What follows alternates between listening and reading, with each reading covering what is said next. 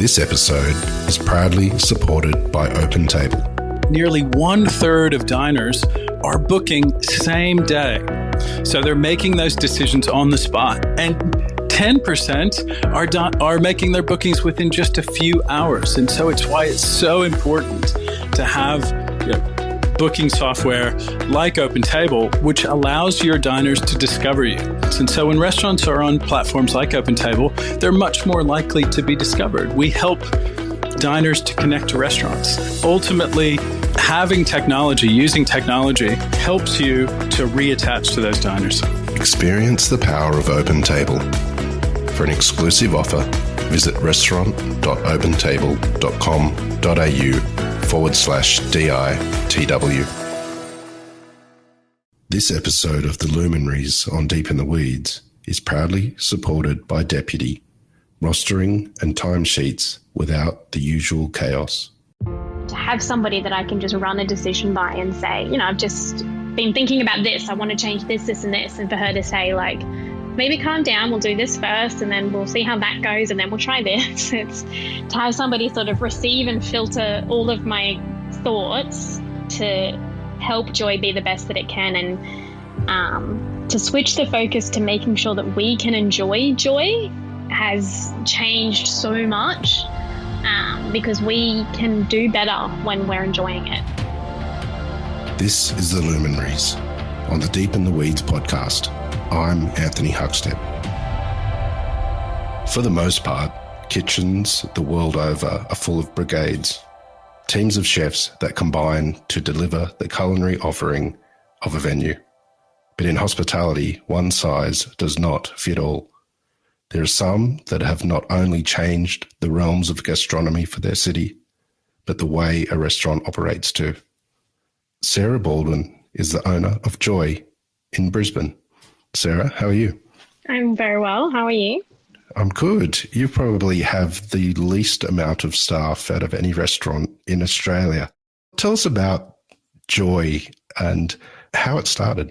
It started pretty much trying to figure out a way to sustainably stay in the industry.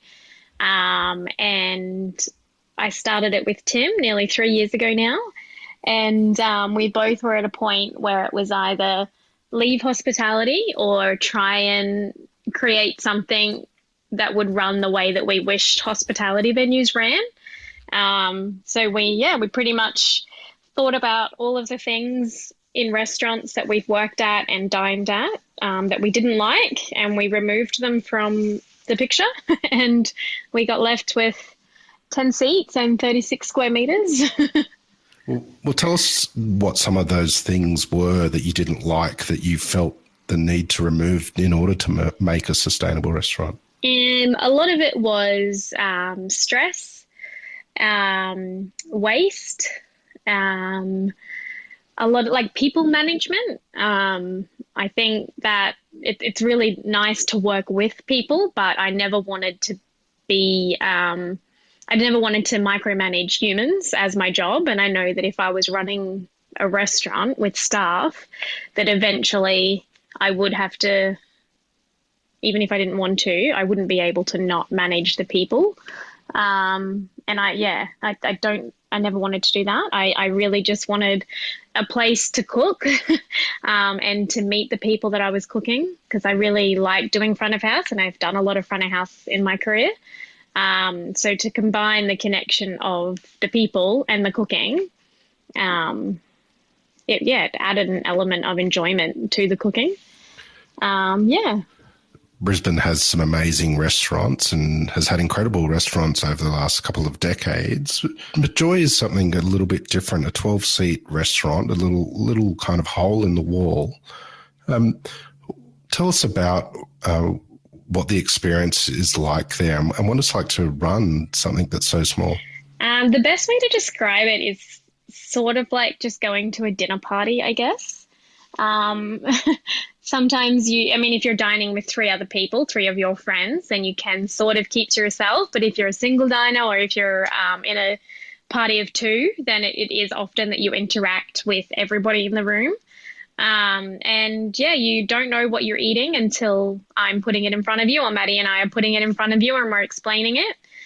You get to choose your drinks, but that's pretty much it. We tell you when to arrive, we tell you where to sit, and then you sit down and we ask you what you'd like to drink, and then the rest is pretty much you sit there and we potter around you, making sure that you're looking at things that are exciting and tasting things and hearing stories. And then after 2.5 hours, we open the door and say goodbye. What you've created there is quite progressive in Australia, let alone in Brisbane. What was the first year like for Joy? Was it challenging with that model? It was so bizarre. I don't even know how to explain it. It was such a ride of so many different emotions, learning so many things that, like, we always knew that when we were opening it, we weren't going to know what we needed to know until we didn't know it, and we would have to just learn it right there and then. And we were ready for that because we both knew we'd never run kitchens before. We'd never been a head chef. We'd never managed venues before. So we were relying a lot on our intuition to make all of our decisions, business and sort of customer service based. And we had no experience. Like a lot of the learning curve for me was experience with media, and realizing that anything that has like a little bit of a public eye on it comes with opinion that is maybe unsolicited, maybe not. So yeah, realizing that everything that we were creating was going to get critiqued whether we wanted it to or not was a really huge learning curve. And there was phases of us sort of making mistakes along the way where we sort of lost our guidance and were trying to impress people we thought we had to for a while, and then realizing that we felt really disconnected from the business, and then having to sort of stop and sit and refresh and go back to our like very original business plans of why are we doing this. And yeah, I mean, I still don't see myself as a business person. I think that if somebody said to me, can you give me some, can you go in and run my business? It's in trouble. I don't know that I would know how, but I just know how to run Joy. Tell us about managing customer expectation during that first year for an offering that was so unique for Brisbane. Yeah. At first it was a battle of not telling them much so that they didn't have any expectations, but telling them enough to make them comfortable enough to trust us.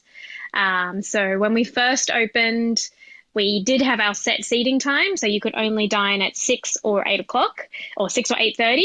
And at that time, we did have a menu that you could see when you sat down.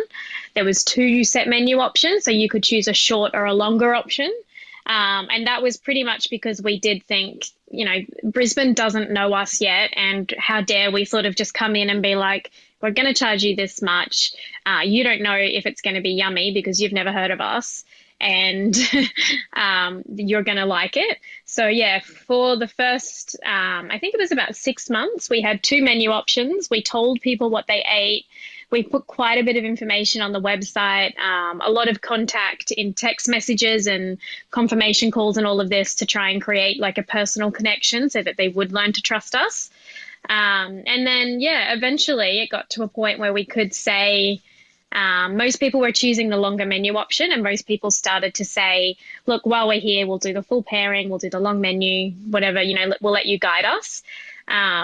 And then once we got to about 90% of people choosing that, we just decided we have to trust ourselves the way that most of those people are trusting us. And so we're just going to offer one menu and hide all of everything that we can, and just hope that we can surprise people along the way. And yeah, there's been tricky bits. There's still people now that don't understand it. But I've learned how to be very gentle with those people, because it's not that they are always objecting to what we're doing. It's just that it is very confusing. And when we take people out of their comfort zone, they get defensive, and that's totally understandable because we're human. So it's just about being very gentle and explaining why We make certain decisions for them, and how it is all so that we can provide them the best experience and for no other reason. And yeah, usually we can bend their arm. Joy is a very intimate experience. There's a row of people sitting in front of you cooking. You're very much on show. Has that experience changed the way you cook and the way you perceive customers' expectation? Yes and no. I've always had a lot of discipline in the way that I cook because of my training, and the restaurants that I've worked in, I was lucky enough to be trained to be quite clean and organized. So to transition to being on display was very easy. There was a few little things that you realize maybe people don't want to see. And, we adjusted what we needed to. But in terms of like making it enjoyable for them and sort of reducing as much stress during service so that they didn't feel like they were putting us out by sitting there. I'd sort of already had a lot of training in that realm. It was very confronting at first to watch people eat the food that you've made, and sort of some people eat slow, some people eat fast, some people are very quiet, some people hold their cutlery funny or don't drink water, and we think like, oh no, why are they holding it like that, or why didn't they drink their water, was there something in their cup, or just overthinking so many things. But the more people that I saw, the more I realized that just every single person is such an individual, and to try and understand every single move that they're making, it would just send me crazy. You mentioned the training that was so important as a foundation for what you do at Joy. Take us back to the early days. What was it like when you first stepped foot in a commercial kitchen? The first kitchen I ever worked in was an Italian kitchen in Brisbane. And I had come from running small cafes in Brisbane. I think I was about 20 or 21. And I went into a kitchen of all men. One of my friends did work there, and he had said, we need a first-year apprentice. Like, you like cooking, you know the industry. I think it would be good for you. And I wore a skirt stupidly to my to my first kitchen shift. But I got the job, and it was a huge learning curve. It was sort of going from the top and managing and making decisions to being right at the bottom of the barrel again, and not really making any of my own decisions. And so, there was a lot of learning. And then from there, so that kitchen really taught me a lot about just like really tasty food and community, and how important just the taste of food was. It wasn't about using tweezers. It wasn't about all this fancy ceramics. It wasn't about making sure your chucks was folded or anything like that. It was just about cooking the food to make it really delicious, and to make sure that the people in the restaurant were really happy, but also that we sat down for family meal every day and we all took turns cooking that. And we got allocated. So when you started at 3 p.m, your job was the staff meal. So you had an hour or two to make it, and to make sure that what you made was special enough for the 20 people that you're about to sit down with, and you were nourishing them for the rest of their shift. And you are exciting them about food by feeding them their dinner, and then they're going back to their stoves and their bar, and they're about to excite customers. So it's sort of, if you don't feed them in that way, how do you expect them to go and give more of themselves to the customers if they haven't received that? And then from there, I moved to Urbane with Alejandro.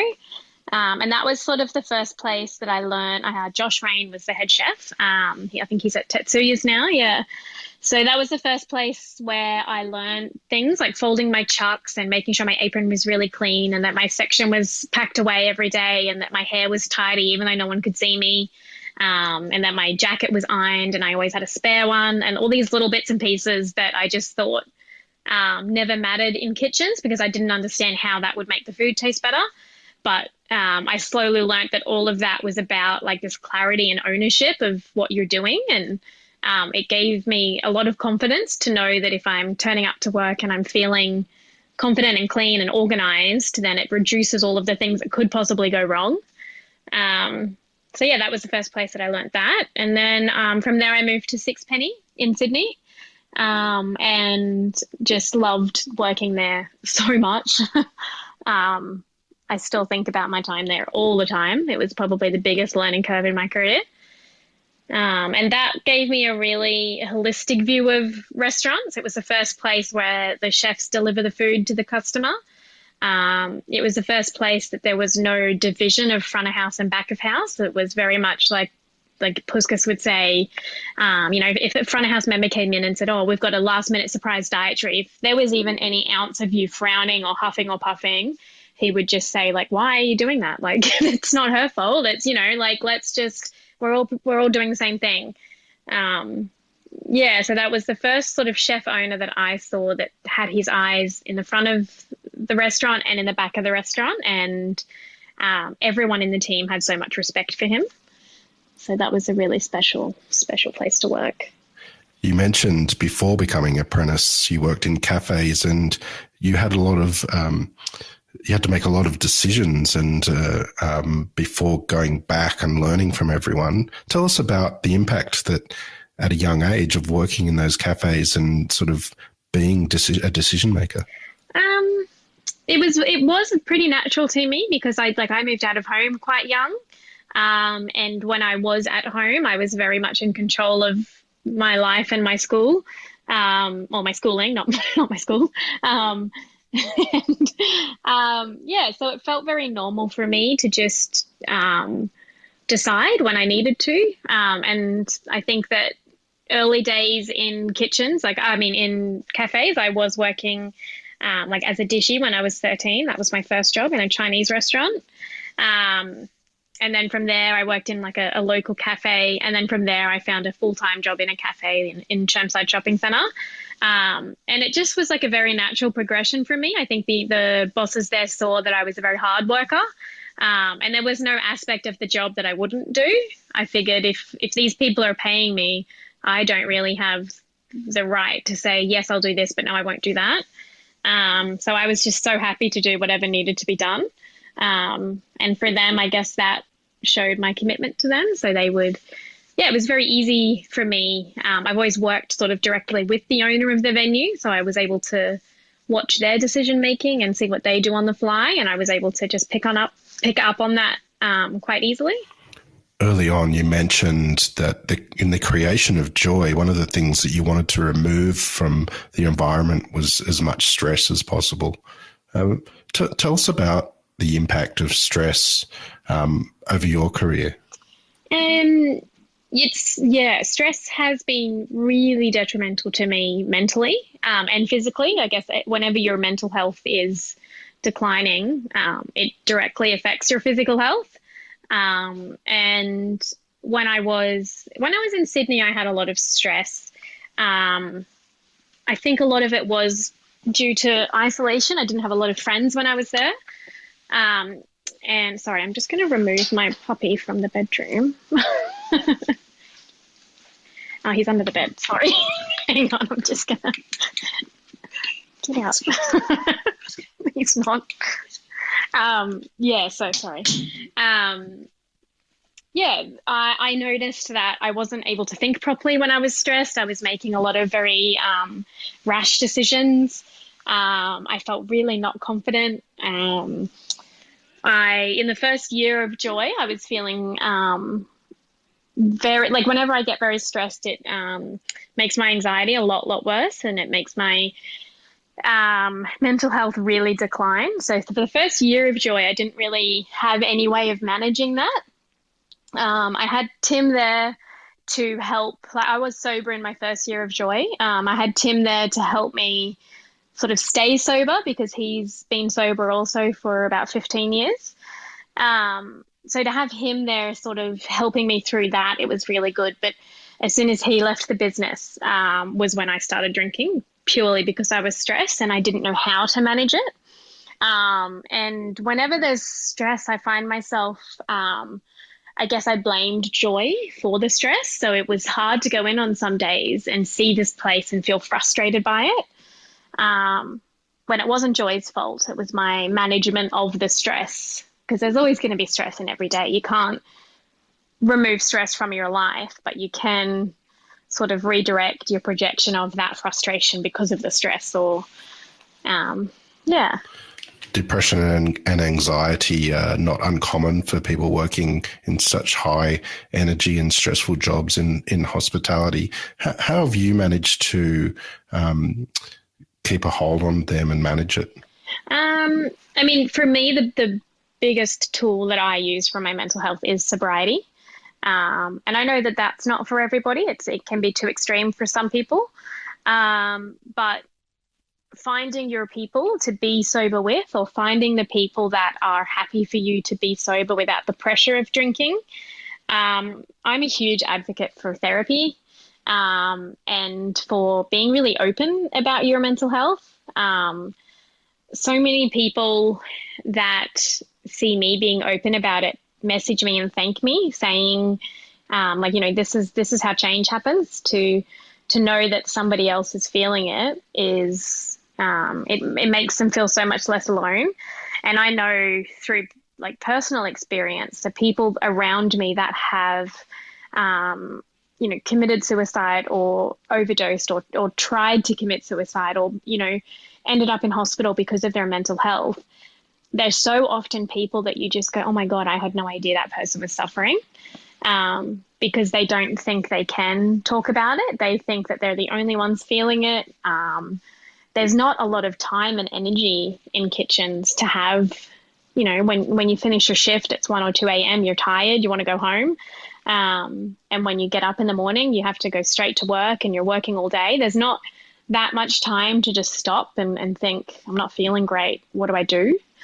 It's important for me, especially with Maddie. We're both very open about our mental health, and we do the absolute best we can to help each other through that, and to make sure that at any time one of us is feeling down, that we're in touch with that.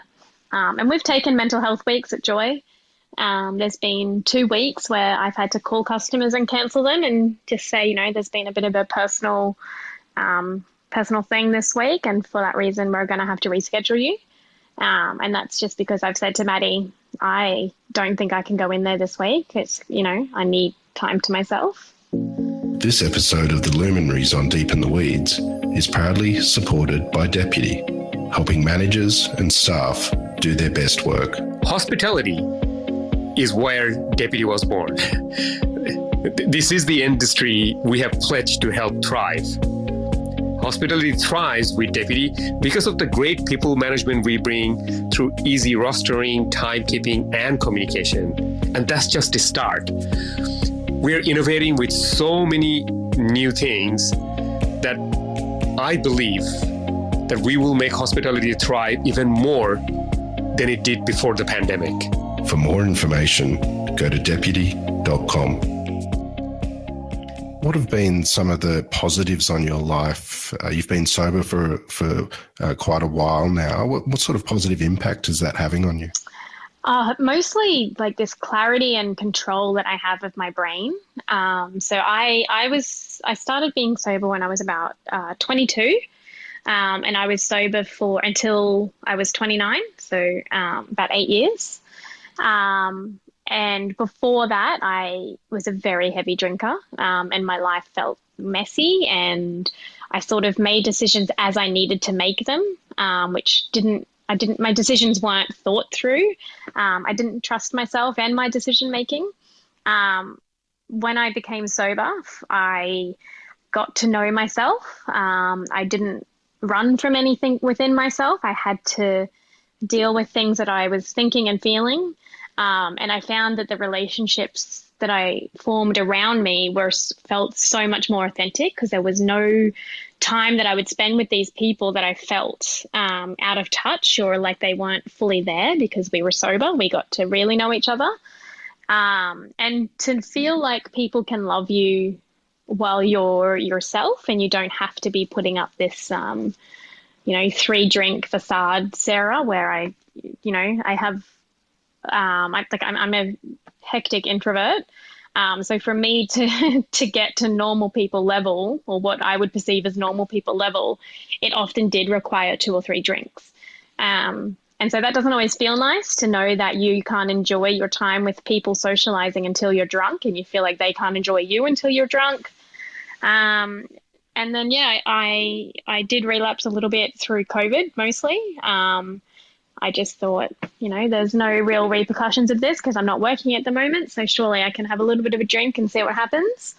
And it wasn't good. It reminded me so quickly why I don't do it. And I spent that time forming a lot of really bad friendships, and joy felt like it was my main focus, but I couldn't grasp it the way I wanted it to. And it didn't feel like I was controlling it the way I wanted it to. And that was sort of the first time I'd experienced running joy while not being sober. And the disconnect, at first I convinced myself this is a healthy disconnect because you can't have such a workaholic lifestyle. You can't think about joy all the time. And that was my way of sort of relieving myself of it. But feeling disconnected from it was the worst thing I've ever done. It was so hard to go in and feel creative and fresh when I was there, knowing that I could go out and have fun later on or anything like that. So being sober for me is I'm healthier physically, mentally. I trust my decisions. I don't get anxious about the decisions I'm making because I'm trusting my mind because I know it's in a good place. And I think that's really important. It's important for me to set an example.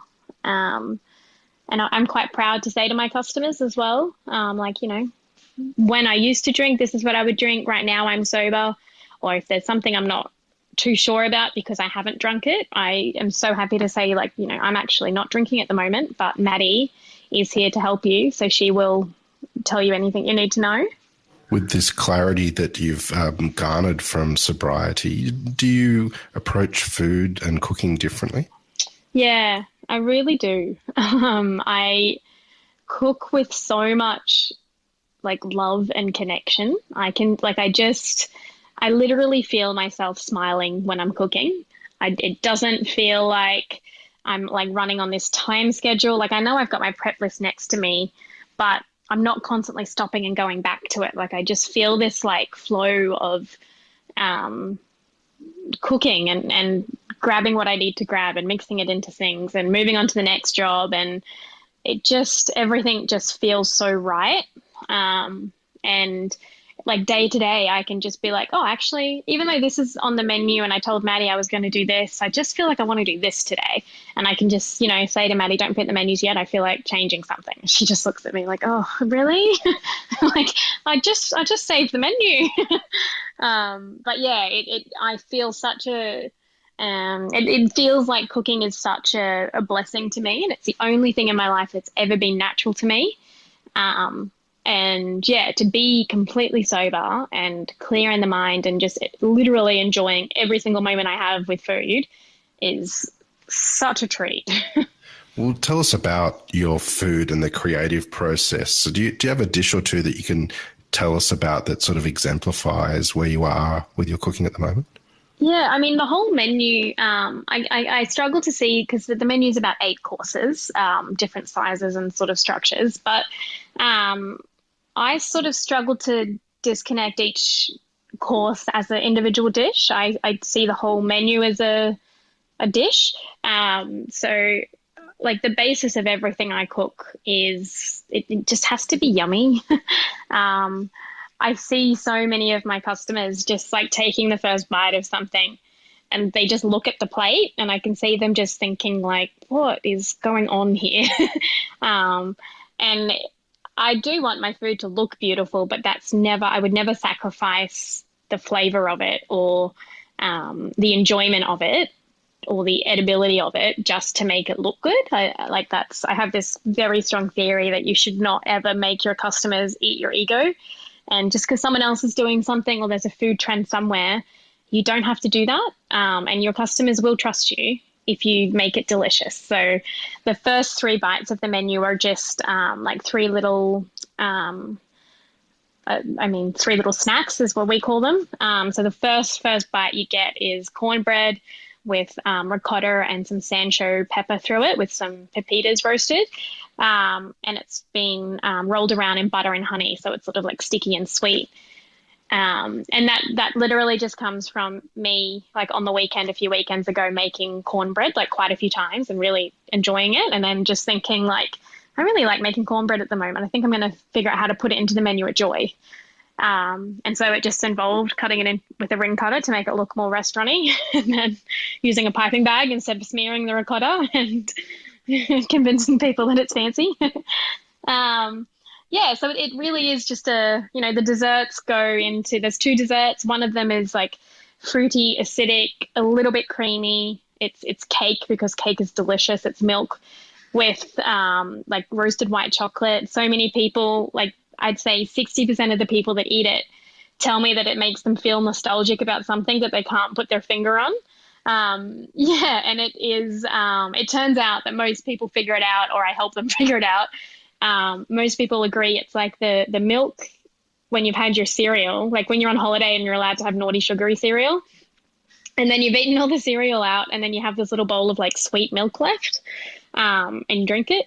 And so, yeah, as soon as I'm like, it doesn't have anything to do with cereal, does it? They're like, oh my God, that's it. It's like Fruit Loop cereal, or like whatever, cereal you had. It takes them back to, they've got a big spoon, they've got like a cereal bowl in front of them. And yeah, it sort of takes them back to that moment of like, I shouldn't be eating this, but I'm doing it. And then the dessert following that is the Mont Blanc. So it's like something that everybody's seen. It's got gold on it. It's in a beautiful bowl, and that really is just like a little bowl of yummy. And it's a special way to finish. We always say that the gold on top is to give them some good luck, and like to see them giggle at that makes me really happy. It's just the main course for me. Like it's a piece of lamb on a plate that's a beautiful plate, and it's just been sauced, and then I give them 3 plates of sides, 2 of them marinated veg. We work with Neighborhood Farm at the moment, so they're sending us different veg all the time.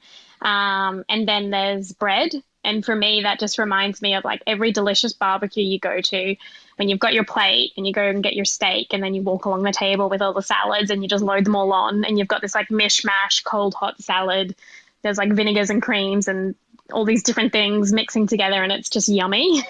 So yeah, I tell people like, that plate, there's your lamb, these ones are all your sides. I recommend adding them to your lamb plate, and then there's bread here. So once you've eaten all that up, there will be so many sauces and oils left behind. Just grab the bread and mop it all up. And the plates look disgusting. Like as soon as people have loaded all their sides onto it, I would never give it to somebody like that. But the fact that they can do it themselves just by me guiding them, it reminds me of like a barbecue plate. It's tasty. As Joy has evolved, what have you got better at in a business sense?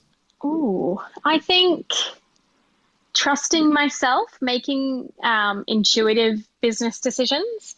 I don't know a lot about businesses. For me, Joy, I run Joy the same way that I've run every household that I've lived in. It's like, keep it clean, pay the bills, do the groceries, like that sort of thing. So it's like, do the ordering, pay the bills, keep it clean, make it visually appealing, make it comfortable for you to be in. So Maddie and I we have a very similar OCD about the space that we're in. So we're constantly finding new things to put in there and finding new ways to organize things. And like I've never decided in there that I've stopped learning or stopped changing. I've never decided this is how Joy is and it's always going to be this way. I've decided on Joy's like ethics and morals very early on, and I stick to those. But I'm so happy for Joy to bend and change. And I just make sure that I remember to do all the things that it needs. That's my weakness was always ordering. So I would sort of stress myself out all week by being like, I forgot to order this. I forgot to order that. I'm going to have to run out and grab this and run out and grab that. So yeah, the biggest thing that I've improved on is writing everything down on a whiteboard and remembering to order it.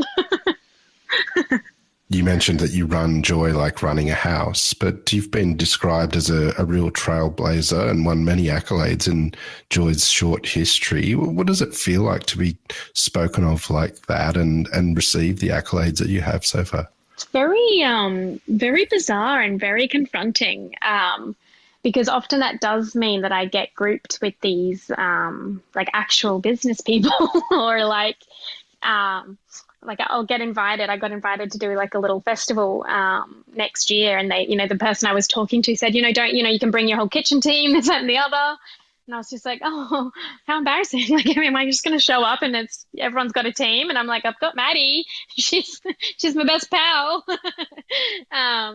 So yeah, I still don't really feel like a grown up, I guess. And I see everybody else in the industry and still look up to everybody so much. And so the fact that they would compliment me or tell me that they really wanted to come and taste my food or ask me for advice on something is so surreal, because I never have sort of seen myself that way. I've always just made decisions based on intuition. And the fact that that's got me where it has I feel so, so grateful. Yeah. Tell us about Joy now. It's been COVID has had a bit of an impact on just about every restaurant in the country. Has it changed the way that you approach what you do with Joy? It has shone a bit of a light on how important the people that are eating in our restaurants are. I don't love to see the people, like my guests, as customers. And I think that maybe I did pre-COVID.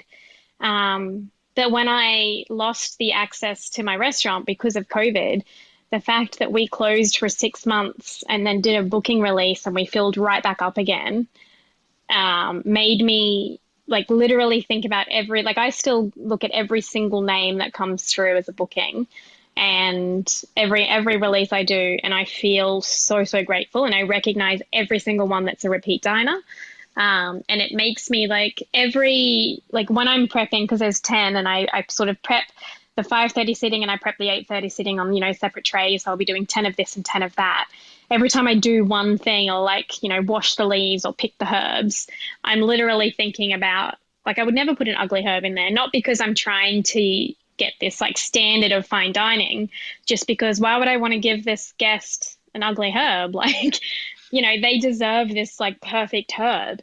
And I want to give them that. And yeah, it's made me feel a lot more connected to my customers, my guests. Before I think I was purposely putting up this barrier of you're dining at Joy, I'm the chef here, I'm giving you this food experience. But by letting that wall down a little bit and just being so open with the guests and just letting them ask me what they want to ask, and me being silly in front of them if I feel like it, or dropping things and making mistakes, and just feeling like I can genuinely thank them every single time. When Maddie literally hand writes on every single menu, thank you, lots of love, Maddie and Sarah. And we literally mean that every single time that it's written. And Maddie wax seals every single menu.